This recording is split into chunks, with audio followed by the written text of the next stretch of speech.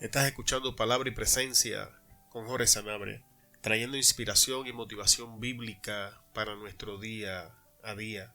Y vamos a continuar la enseñanza en la vida de David. Vamos a retomar donde nos quedamos la última vez. Y esto es antes del gigante, segunda parte. Y a modo de repaso, finalizamos la enseñanza anterior explicando la importancia de entender la recompensa que Dios quiere traer a nuestras vidas, que David preguntó múltiples ocasiones qué harían a la persona que enfrentara y matara al gigante, y una vez entendió los beneficios que iba a adquirir, entonces David dice que él lo va a hacer, pero no es hasta que entiende la recompensa, y que nosotros deberíamos emular este ejemplo de David. En el día de hoy vamos a continuar la enseñanza y el primer punto que vamos a estar hablando en el día de hoy es el impacto del enfoque. Cuando vamos a 1 de Samuel capítulo 17, 24 al 25, vamos a encontrar que los hombres del campamento veían a David, que hablaban entre ellos, vieron al soldado filisteo, vieron qué grande está, vieron qué impetuoso se ve.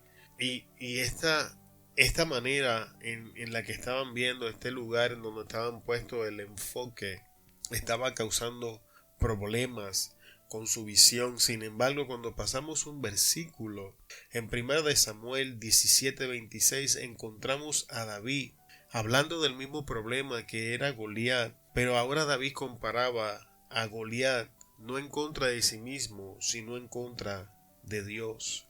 Ambos grupos estaban viendo lo mismo, tanto David como los hombres en el campamento estaban viendo exactamente la misma cosa, estaban viendo a Goliat. Sin embargo, la percepción que estos dos grupos tenían era totalmente distinta.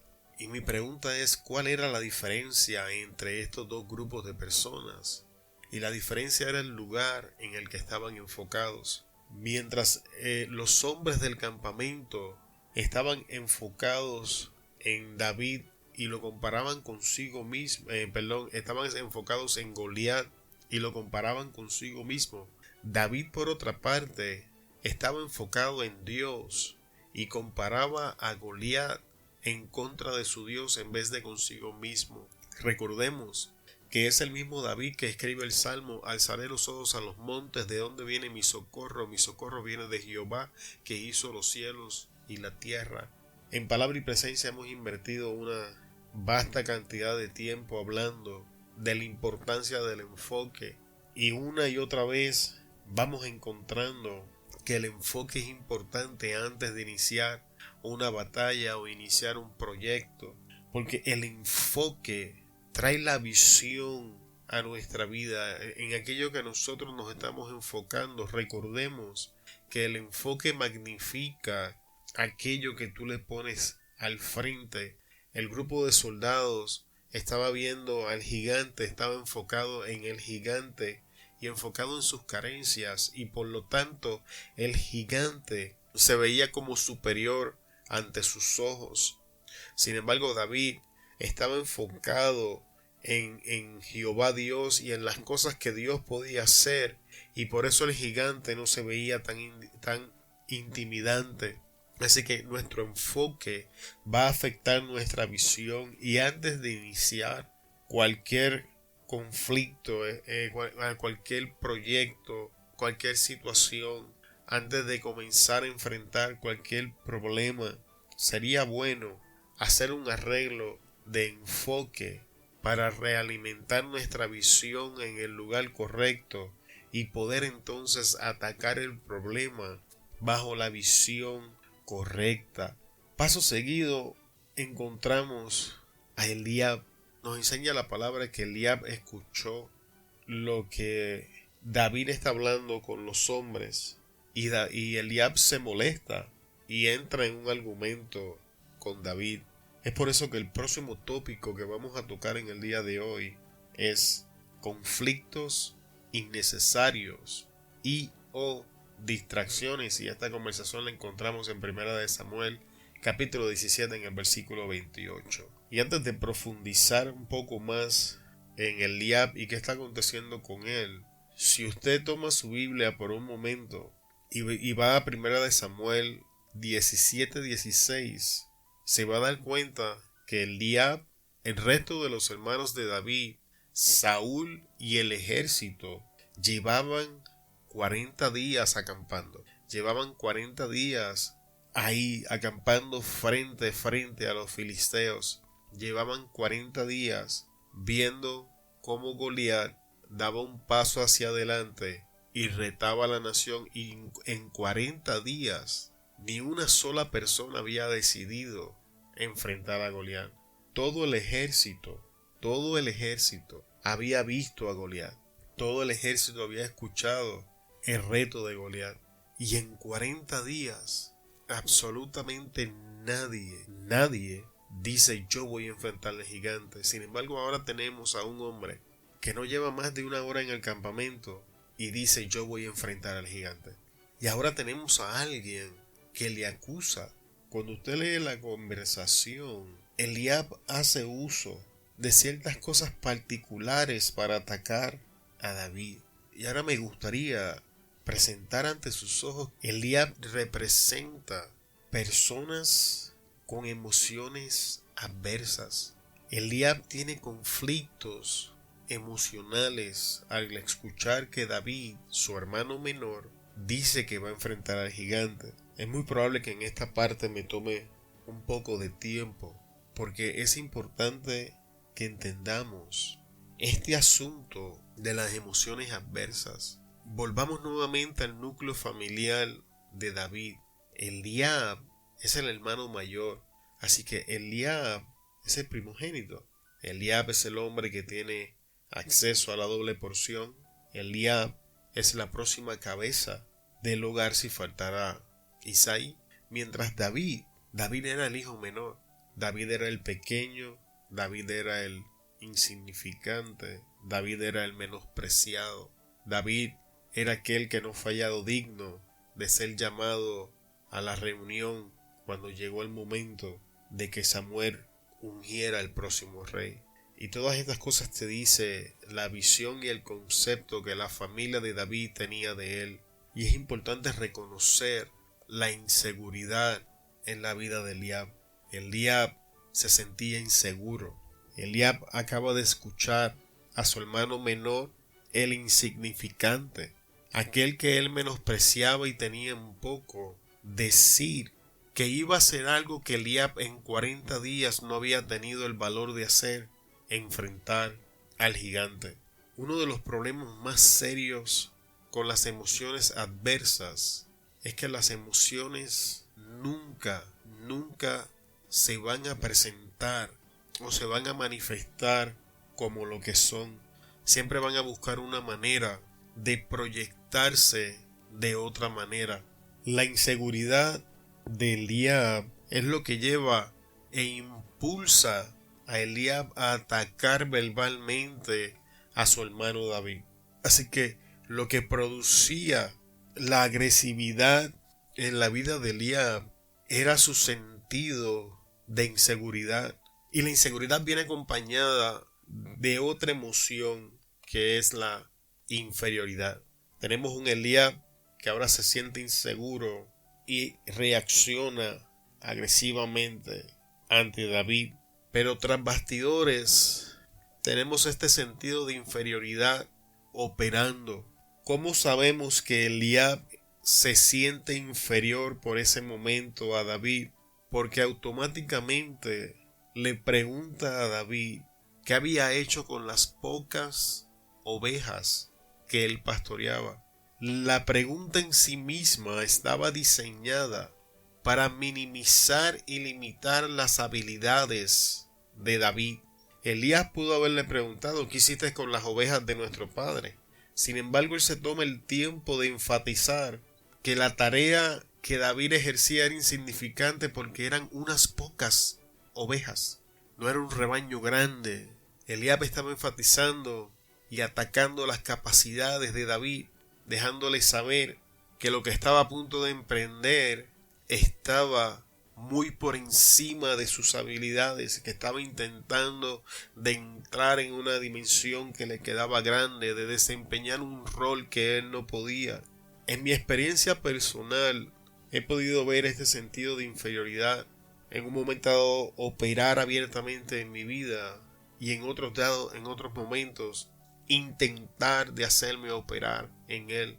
Y cada vez que la inferioridad toca la puerta, veo este patrón en mi vida. Siempre el pensamiento que llega o la línea de pensamientos que llegan me exalta por encima de la otra persona con la que estoy comparándome. Y es importante reconocer este sentido de inferioridad, porque inseguridad e inferioridad normalmente trabajan de la mano. Estas son las personas que siempre tienen que destacar por encima de las otras. Son las personas que siempre sienten la necesidad de humillar o cuestionar las habilidades del otro. Y aquí tenemos a Eliab haciendo justamente esto. Y yo someto a su consideración que si usted tiene esta práctica, comience a orar y a buscar el rostro del Espíritu Santo para que puedan encontrar la raíz donde se está alimentando este sentido de inferioridad, esta inseguridad, y podamos atacarla y exterminarla de nuestra vida, porque no vamos a poder establecer relaciones saludables mientras este sentido esté operando. Mire ahora mismo la situación que hay entre Eliab y su hermano, la hostilidad que está aconteciendo, y es importante entender que toda la hostilidad está saliendo de Eliab. David no está siendo hostil, es más, David no estaba hablando ni con él. El mero hecho de Eliab escuchar que David estaba a punto de poner su pie en territorio que él no había alcanzado fue suficiente para activar estas emociones. Otra emoción sumamente dañina que vemos en la vida de Eliab es miedo. El miedo es una de las emociones más complicadas para trabajar, una de las emociones más diversas. Se camuflajea de tantas maneras. El miedo se puede expresar en violencia, el miedo se puede expresar en atrevimiento, el miedo nunca se va a expresar a sí mismo como miedo, como lo hacen el resto de estas emociones adversas. Estamos viendo que la inseguridad de Eliab lo llevó a ser hostil verbalmente con su hermano. Hemos demostrado bíblicamente que el sentido de inseguridad de Eliab lo impulsó a minimizar las capacidades y habilidades de David. Y ahora es el miedo de Eliab el que lo lleva a intentar de detener a David. Entendamos que Eliab acusa a David de ser soberbio. Yo conozco la soberbia de tu corazón, le dice. Esas palabras son el fruto del miedo. Miedo de quedar atrás. Miedo de que su hermano tuviese éxito donde él no se había atrevido a intentarlo. ¿Qué diría la gente si el hijo menor de la casa alcanza cosas que el hijo mayor no ha alcanzado? ¿Cómo quedaría su posición después de todas esas cosas? Mediten todas estas posibles preguntas que Eliab estaban pasando por la mente de Eliab al momento que está teniendo esta conversación. Eliab tenía miedo de quedar atrás, miedo de ser superado, miedo de ver a su hermano superarle. Es importante recordar que David no estaba allí porque él quería estarlo. David había llegado hasta el campamento enviado por su padre. David estaba en aquel lugar porque así se lo habían ordenado. Así que David en obediencia hizo lo que se le había dicho. Pero Eliab no tiene esta información. Así que Eliab está asumiendo que David llegó porque él quiso llegar. Eliab está operando en una información incompleta de los eventos que están aconteciendo. Eliab no tiene idea de que David ha sido enviado por su padre, y es por esto que el miedo ahora lo ataca, porque el miedo se alimenta de la falta de información. El miedo se alimenta de la tergiversación de los eventos, la manipulación de información. El miedo se disfraza como hostilidad, como agresividad. Y aquí tenemos a Eliab llamando soberbio a su hermano. Y algo importante que tenemos que entender de las personas que operan en emociones adversas. Todas y cada una de ellas van a reflejar la condición de su corazón en la otra persona. David no estaba allí por soberbia. El único que estaba actuando soberbiamente era Eliab.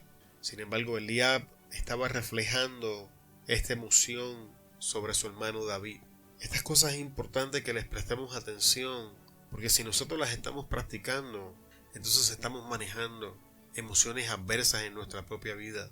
No vamos a entrar en las causas. Las emociones adversas son el fruto de traumas en nuestra vida y son un mecanismo de defensa que desarrollamos para no volverse heridos o ser manipulados o así sucesivamente. No es la intención de esta enseñanza entrar a profundidad en la raíz de las emociones adversas, sino de mostrarlas y presentarlas.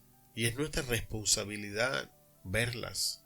Es nuestra responsabilidad aceptar si estamos teniendo estas prácticas, que estamos enfrentando una emoción adversa, y empezar a trabajar conjuntamente con el Espíritu Santo para poder sobrepasarla.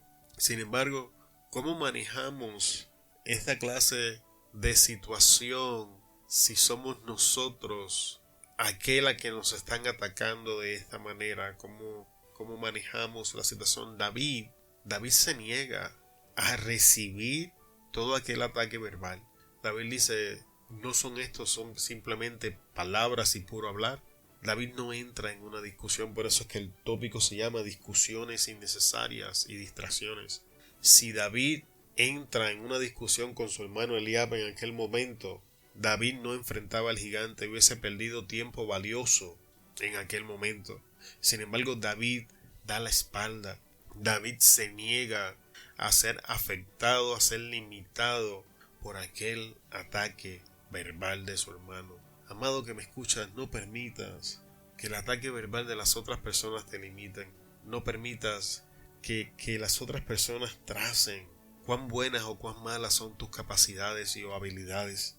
Nosotros como hijos de Dios no recibimos nuestro valor de la opinión del hombre.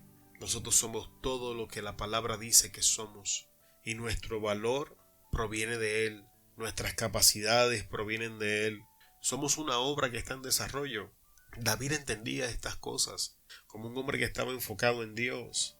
Y David veía las cosas de una forma distinta. David percibía su situación de una forma distinta. Nadie en el campamento sabía que David enfrentaba osos y leones. Nadie sabía lo que David hacía en secreto. Nadie sabe lo que tú puedes hacer, solo Dios y tú.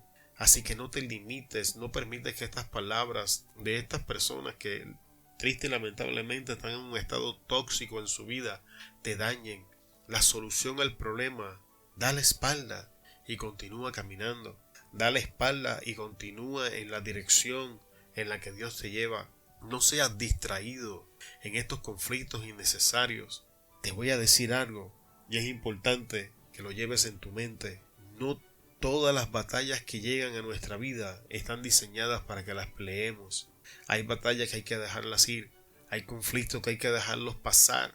Porque si nos envolvemos en estos conflictos menores no vamos a enfrentar al gigante que está ahí preparado para darnos la promoción. Lo que nos lleva al próximo punto. No hacen nada, pero quieren decirte cómo hacerlo.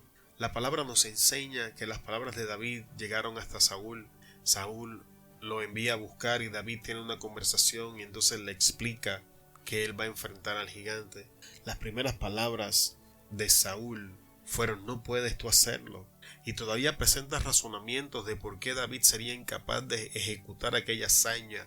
Saúl le dice: entiende que tú eres un niño y que él es un hombre de guerra. Es importante mencionar que Saúl no estaba equivocado. Goliat era un hombre que vivía para la guerra. Goliat había sido entrenado. Goliat entendía su equipo. Goliat ya tenía experiencia en el arte de la guerra. Mientras David estipulan las personas que estudian la Biblia a profundidad que David tenía entre 15, 16 años, a lo más 17 en este punto de su vida. Así que los razonamientos que Saúl está presentando son legales, son verídicos. Lo que sucede es que nosotros, los hijos de Dios, no operamos bajo razonamientos.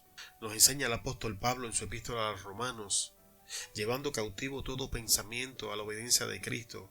Sin embargo, la versión en inglés usa la palabra razonamientos, usa la palabra ideas. Así que es importante que entendamos que nosotros no operamos en razonamientos, no operamos en ideas, nosotros operamos en la veracidad de la palabra.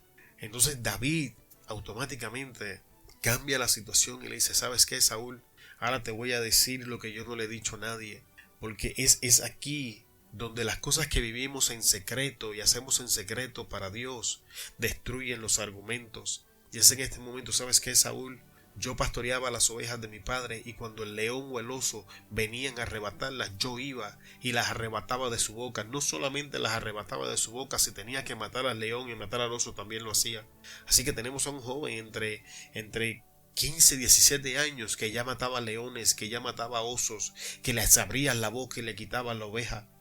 Pero Saúl no sabía eso hasta el momento en que David escucha. Entonces los razonamientos son destruidos por la vivencia íntima con Dios, por las experiencias en lo secreto. Si tú quieres destruir los argumentos que están a tu alrededor, los argumentos que quieren invadir tu mente, entra en la intimidad con Dios, entra en esa experiencia con Dios, y estas experiencias íntimas, esas luchas secretas que nadie sabe, te van a dar la valentía para destruir esos argumentos y continuar para alcanzar aquello que otros no van a alcanzar.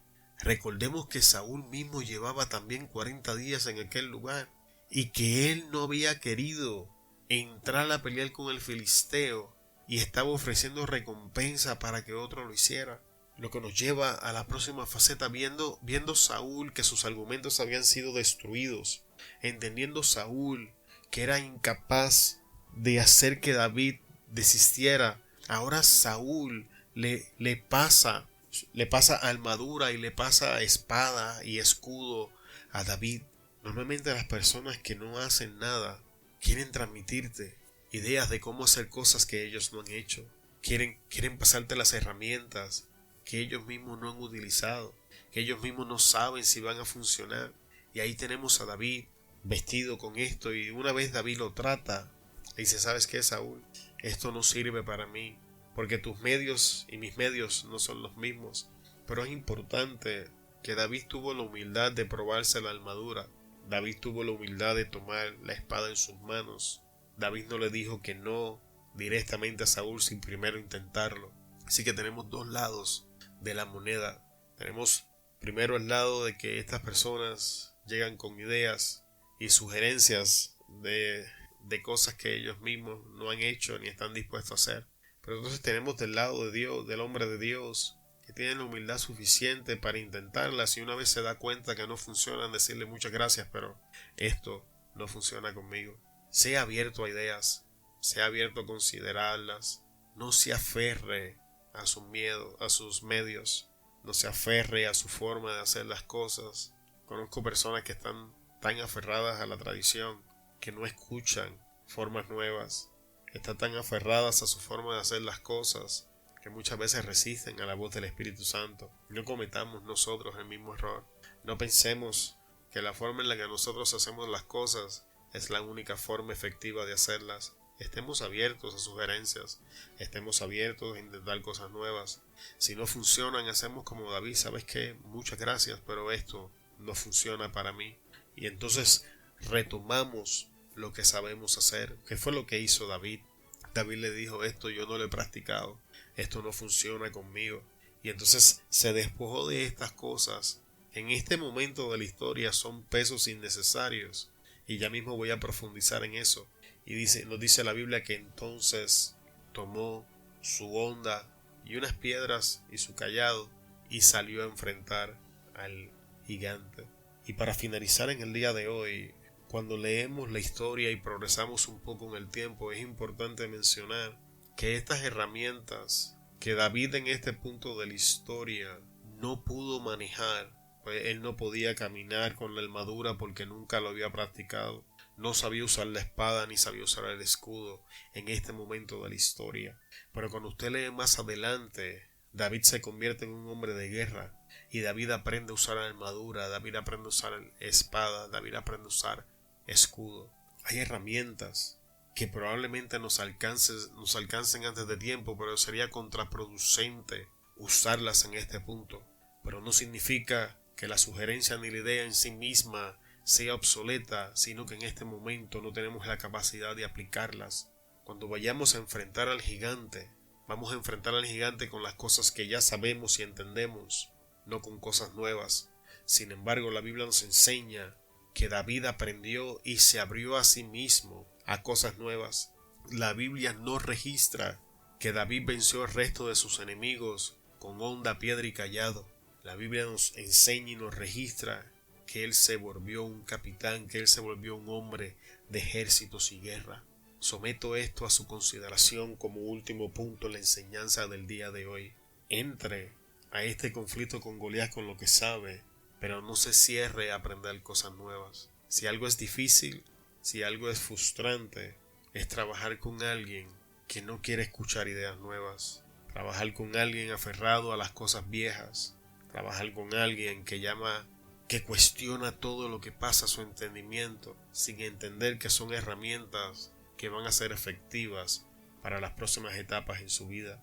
Si usted es esta clase de persona, le pido que vaya a la presencia de Dios y ore, y que hable con el Espíritu Santo, y que le ayude a discernir si estas prácticas, si estas ideas, si estas sugerencias van a ser las ideas y las sugerencias y las prácticas que los van a ayudar en el futuro a alcanzar las metas y la visión que Dios le ha dado.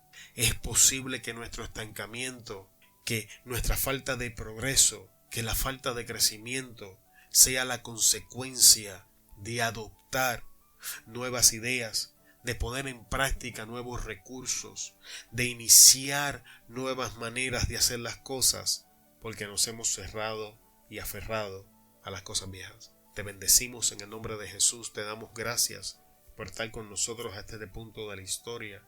Se despide de ustedes Jorge Sanabria de Palabra y Presencia. Una vez más te bendecimos y te esperamos en el próximo episodio. Hasta luego.